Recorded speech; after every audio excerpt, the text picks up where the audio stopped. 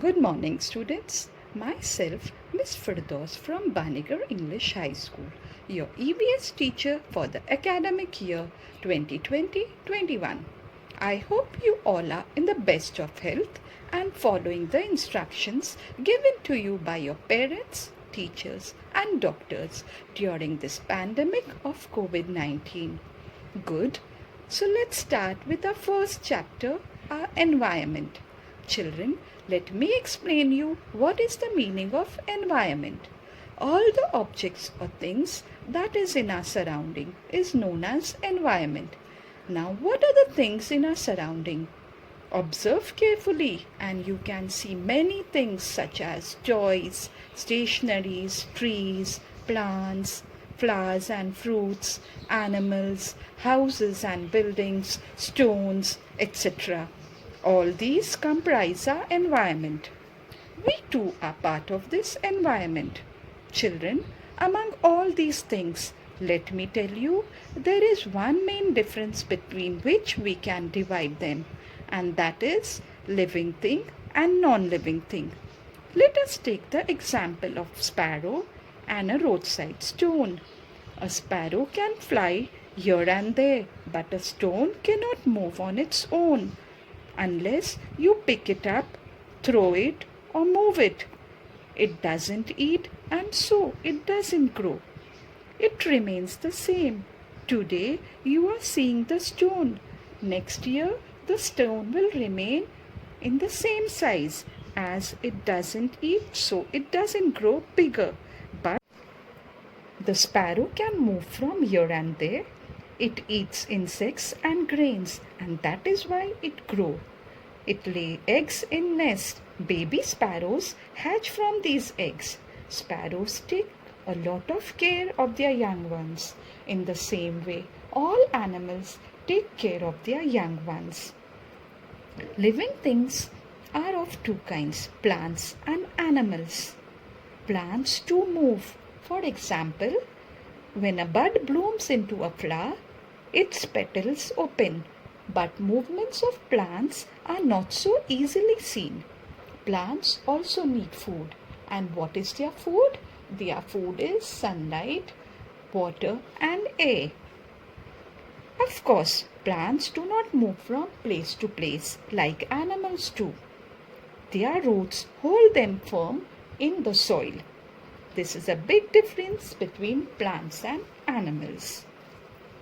Now, what is the relationship between all living things? I mean, all the things in the environment, whether it is living thing or non-living thing. Water and air are part of the environment. All living things need them. We cannot survive without water. We cannot survive without food. So from where do we get this? We get these things from the environment. Food that we eat is also obtained from the environment. Now we are dependent on non-living things too, like you are using a book, you are using a pencil, eraser. So from where are these things made? The things that are used to make these things are also obtained from the environment. We need clothes. We wear cotton clothes, woolen clothes. So from where do we get all these things? We get these things from the environment.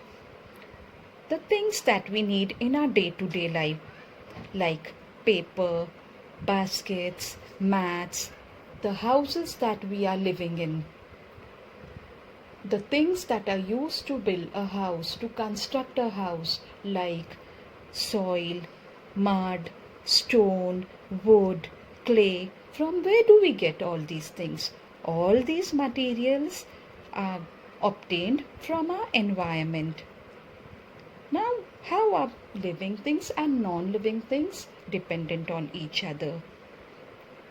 The seeds of some plants are scattered by the wind. As a result, seedlings of plants grow in new places. From this, new plants are developed. Living things take many things from their environment.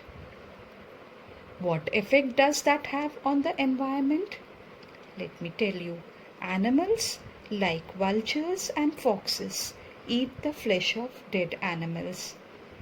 In this way, they clean the environment and they satisfy their hunger too. Remains of dead animals decay. When these things are decayed, they mix with the soil and in turn they become manure. Leaves falling off trees too rot and get mixed with the soil. This makes the soil fertile. Plants get nourishment from fertile soil. Thus, living things bring about changes in non-living things too. Okay, children, let us summarize what we have learned from this lesson. There are many things in our environment. Some of them are living things and some are non-living things. Living things can move on their own. Living things need food. Food helps them to grow. Living things produce young ones like themselves.